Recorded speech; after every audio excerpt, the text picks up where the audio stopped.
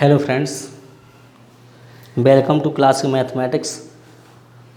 आज हम 10वीं क्लास का गणित चैप्टर 12 और एक्सरसाइज 12.2 वृत्तों का क्षेत्रफल, वृत्तों से संबंधित क्षेत्रफल, इसके बारे में बताएंगे और इसके question number 12, 13 and 14, question number 12, 13 और 14 को हल करेंगे।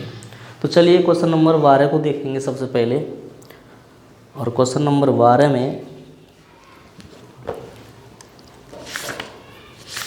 दिया है हमें कि जहाज़ों को समुद्र में जल स्तर के नीचे स्थित चट्टानों की चेतावनी देने के लिए एक लाइट हाउस 80 अंश कोण वाले एक त्रिज्यखंड में, तो इससे हमें ज्ञात होता है क्वेश्चन नंबर 12 में कि जो थीटा बराबर है 80 अंश है और त्रिज्यखंड में, यानी कि त्रिज्यखंड का फॉर्मूला लगाना है, तो इसका जो 16.5 किलोमीटर की दूरी तक लाल रंग का प्रकाश फैला है। तो देखिए कि यहाँ पे r बराबर जो है हमारी वो हो जाएगी 16.5 किलोमीटर। यदि कोई भी किसी स्तंभ पर यदि हम लाइट हाउस लगा देते हैं, माने चलिए यहाँ पे कोई भी बल्ब लगता है, तो इसका जो प्रकाश फैलता है वो एक त्रिज्यखंड के अनुसार फैलता है इस टाइप से। तो यह बन गया हमारा त्रिज्यखंड और ये है 80 अंश और इस ये भुजा और ये भुजा इक्वल हैं, तो ये हैं 16.5 किलोमीटर। तो इसका हमें क्षेत्रफल ज्ञात करना है, ये प्रकाश है। तो देखिए इसके लिए फॉर्मूला है हमारा त्रिज्यखंड का कि त्रिज्यखंड का क्षेत्रफल जो होता है वो होता है पाई r स्क्वायर थीटा अपॉन 360। पाई की वैल्यू इसमें 3.14 दी हुई है, 14 गुणा r की वैल्यू हमारी 16.5 गुणा 16.5 गुणा r स्क्वायर है, r की पावर 2 है, इसीलिए मैंने r को 2 बार लिखा है, 2 टाइम लिखा है।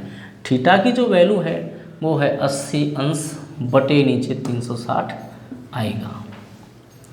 तो चलिए हम इसे पहले तो इस 40 से इसे डिवाइड करेंगे तो 2 बार कट जाएगा, और 40 से इसे हम डिवाइड करें तो ये 40 से 4 9 36 और 9 बार कट जाएगा। अब 3 से भी डिवाइड कर सकते हैं इसे हम, 3 से इसे डिवाइड करें, ये पॉइंट है यहाँ पर, तो 5 15 और फिर से पॉइंट लगाएंगे, फिर 5 15 और 3 से ये 3 बार, 3 से इसे डिवाइड करें तो ये 5 15.5 बार।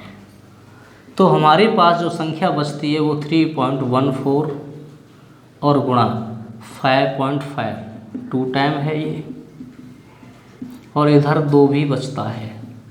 तो हम यह 3.14 का गुणा 2 में करेंगे तो ये हो जाएगा 6.28, और ये 55 गुणा 55 तो होता है हमारा 25 और 30, यानी कि पॉइंट यहाँ पर रख सकते हैं। इसका गुणा करना है अब हमें, तो इसका गुणा जब करेंगे तो ये 189.97 आएगा, 189.97 हो जाएगा ये।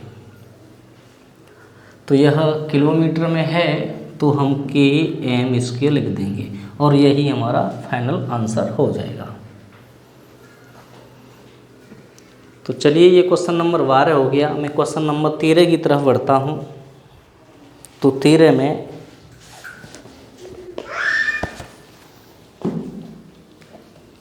स्क्रीनशॉट लें जल्दी से और मैं इसे रफ करता हूँ फिर।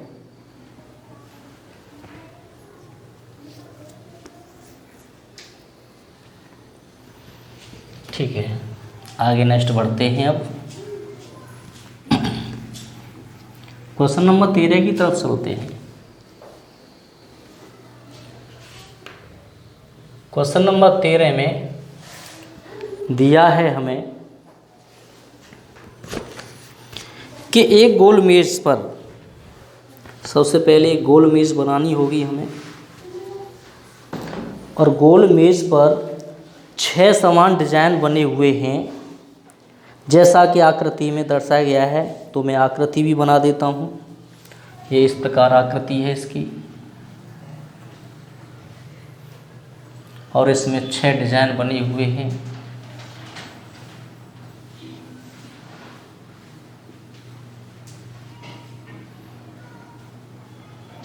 और ये ठीक है, इसे मैं छोटा ही बना देता हूँ। इस प्रकार के 6 डिजाइन हैं और ये छायांकित हैं। इसमें जो है कलर भरा हुआ है।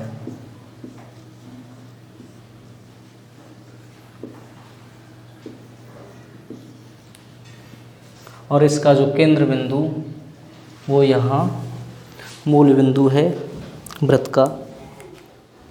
यदि मेज़पोश की त्रिज्या 28 सेंटीमीटर है तो 0.35 प्रति cm² प्रति वर्ग सेंटीमीटर की दर से इन डिजाइनों को बनाने की लागत ज्ञात कीजिए।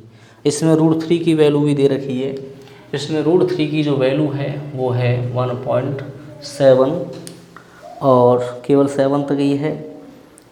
और इसकी त्रिज्या है r बराबर 28 सेंटीमीटर। चलिए, तो यहाँ से यदि में से O को, ये जो केंद्र है O मान लिया है, मैं यदि से O को इससे मिला दूं और इसको इससे मिला दूं तो ये हमारा एक त्रिज्यखंड बन जाता है। हमें इसी का क्षेत्रफल ज्ञात करना है, त्रिज्यखंड का। तो इस त्रिज्यखंड का क्षेत्रफल ज्ञात करेंगे। सबसे पहले इसका क्षेत्रफल ज्ञात करना है। अब देखिएगा, तो डिजाइन तो इसमें 6 हैं। एक डिजाइन ये है, दूसरी तीसरी डिजाइन है, ये चौथी है, पांचवी और ये छठवीं डिजाइन है। इस 6 डिजाइनों का हमें क्षेत्रफल ज्ञात करना है। यदि हम इस पूरे त्रिज्यखंड का क्षेत्रफल निकाल लें तो और इसे हम त्रिभुज के क्षेत्रफल को घटा दें तो हमारा जो है वृत्तखंड का क्षेत्रफल आ जाएगा। तो लिखेंगे हम 6 डिजाइन का क्षेत्रफल, 6 डिजाइन का क्षेत्रफल। यानी कि इसमें से अभी हम एक त्रिज्यखंड ले लेते हैं और ये हमारा, इसकी एक डिजाइन हो गई ये वाली, इसका हमें क्षेत्रफल ज्ञात करना होगा।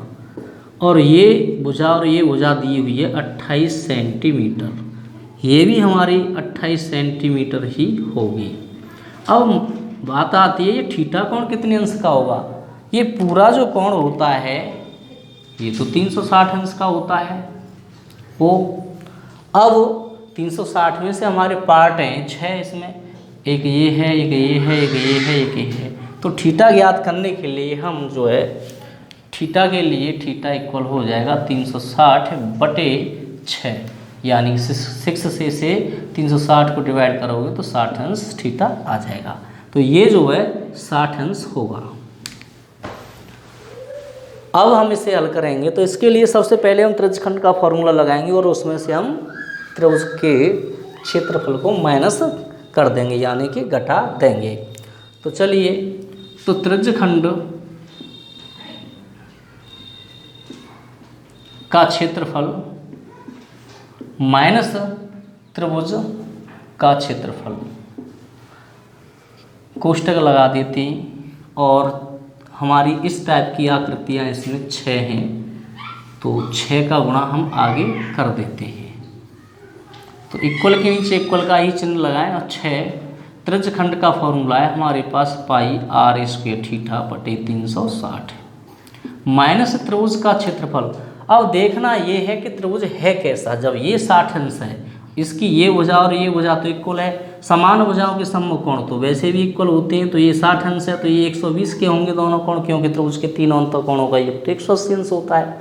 तो ये भी 60-60 के होंगे। तो त्रिभुज कैसा हुआ, त्रिभुज तो समबाहु हुआ। तो यहाँ पे जो लगाना है हमें फॉर्मूला, वो समबाहु त्रिभुज का फॉर्मूला लगाना है। तो समबाहु त्रिभुज का जो फॉर्मूला होता है √3/4 इंटू भुजा का वर्ग होता है।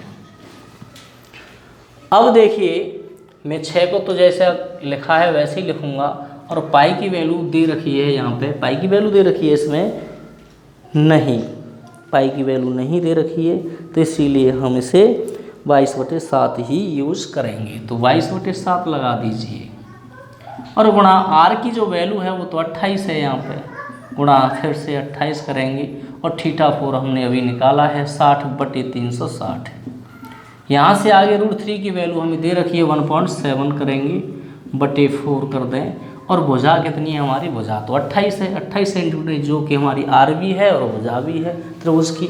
ठीक है, तो यहाँ पे हम 28 को 2 बार भी लिख सकते हैं, तो 28 और 28 इस कोष्ठक को हम बंद करते हैं। अब देखिएगा 6 तो ज्यों का त्यों रहेगा, 28 और 28 यहाँ से मैं कॉमन भी ले सकता हूँ।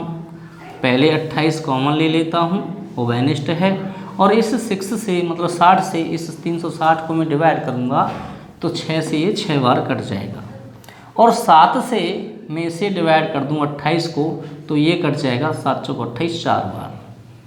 तो हमारे पास जो संख्या बचेगी ब्रैकेट में, एक तो बचती है 22 और एक बचता है 6।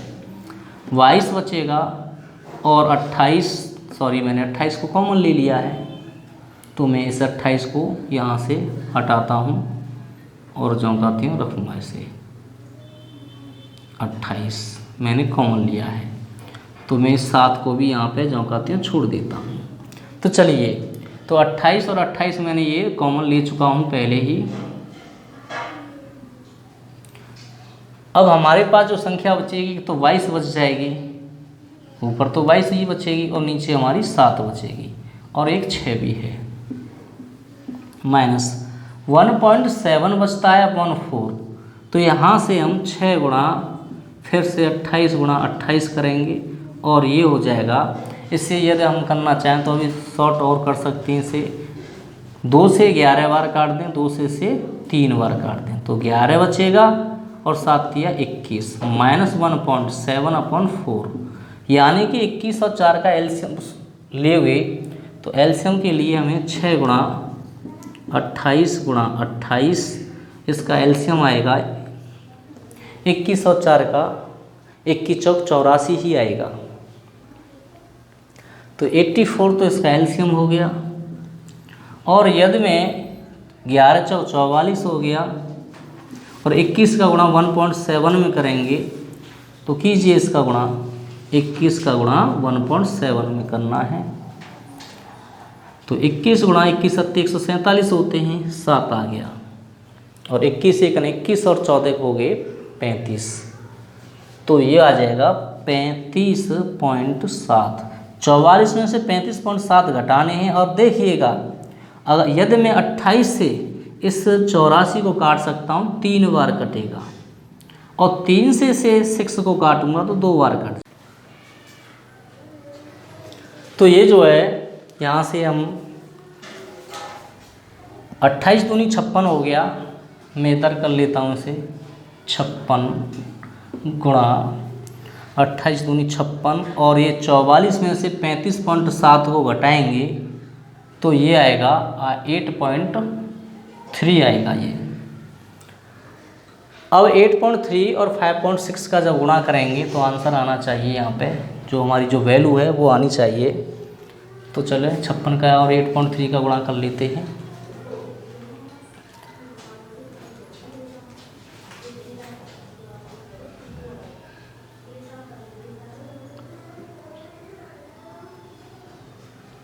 ये आता है 464.8, तो 464.8 और ये आ गया cm²। अब हमें इसमें एक शर्त और दे रखी है, वो ये है कि 0.35 प्रति वर्ग सेंटीमीटर की दर से इन डिजाइनों को बनाने की लागत कितनी है। तो हमें लागत ज्ञात करनी है।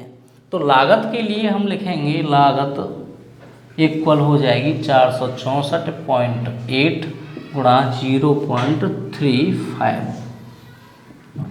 या तो इसका डायरेक्टली गुणा कर लें या 35/100 करके इसे डिवाइड कर सकते हैं। तो इसका आंसर आ जाएगा हमारा 162.868 और ये रुपये हो जाएगा।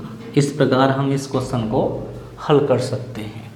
तो ये 13वां क्वेश्चन हमने कंप्लीट किया है। इसके बाद में क्वेश्चन नंबर है 14, यानी कि 14वां क्वेश्चन है। इसका स्क्रीनशॉट ले सकते हैं और मैं आगे बढ़ रहा हूँ। अब चलिए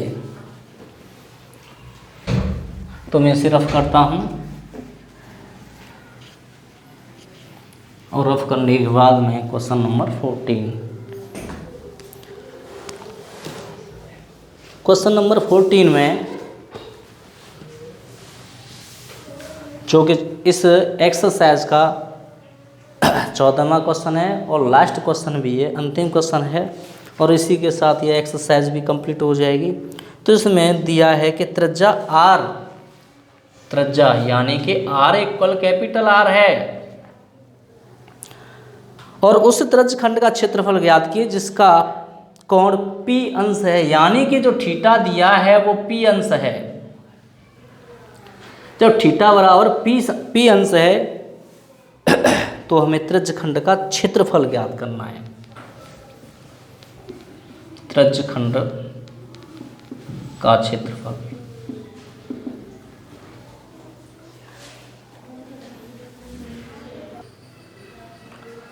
तो त्रिज्यखंड का फॉर्मूला होता है पाई आर स्क्वायर थीटा अपॉन 360 है। यहाँ से पाई तो पाई ही रहेगा, आर की वैल्यू कैपिटल आर दी हुई है, स्क्वायर कर देंगे, थीटा का मान P अंश है बटे 360। अब हम ये देखेंगे, हमें ऑप्शन दिए हैं, 4 ऑप्शन हैं, तो इसमें सब में 180 आता है नीचे, लेकिन एक में 360 आ रहा है, लेकिन ऊपर जो है 2 पाई आ रहा है, लेकिन ऊपर तो हमारा कोई 2 नहीं है। अब आगे जो है और बढ़ें, यदि हम इसमें 2 का गुणा कर दें, अंश व हर में किसका गुणा कर दें, 2 का, तो हो सकता है कि यह मैच कर जाए हमारे ऑप्शन से। तो इस P को मैं P बटे 360, P बटे ये 360 यानी 360 गुणा 2 हो जाएगा, तो 720 आना चाहिए, और गुणा क्या बचता है हमारा, पाई आर स्क्वायर बचता है, तो मैं इसे पाई आर स्क्वायर लिख सकता हूँ। तो देखिए यहाँ पे एक 2 भी है, इसे मैं यहाँ पे 2 कर सकता हूँ। तो ये देखें ऑप्शन नंबर डी मिलता है हमारा, ऑप्शन नंबर इसका डी ऑप्शन सही है। तो ये फ्रेंड्स, ये क्वेश्चन जो है 2022 से लेकर के 2023 वाले जो सेशन है, इस सेशन में 2023 में बोर्ड परीक्षाओं में आने वाला है, तो इसे अच्छी तरह से देख लें, और इसका ऑप्शन नंबर डी है। और ये जो 12.2 का लास्ट क्वेश्चन था, अंतिम क्वेश्चन था, और इसी के साथ आज हम अपने लेक्चर को समाप्त करते हैं। तो फ्रेंड्स, वीडियो अच्छी लगी हो तो वीडियो को शेयर करें और लाइक करें, और जो इस वीडियो पर, इस चैनल पर नए हैं वो इस चैनल को सब्सक्राइब भी कर लें। धन्यवाद।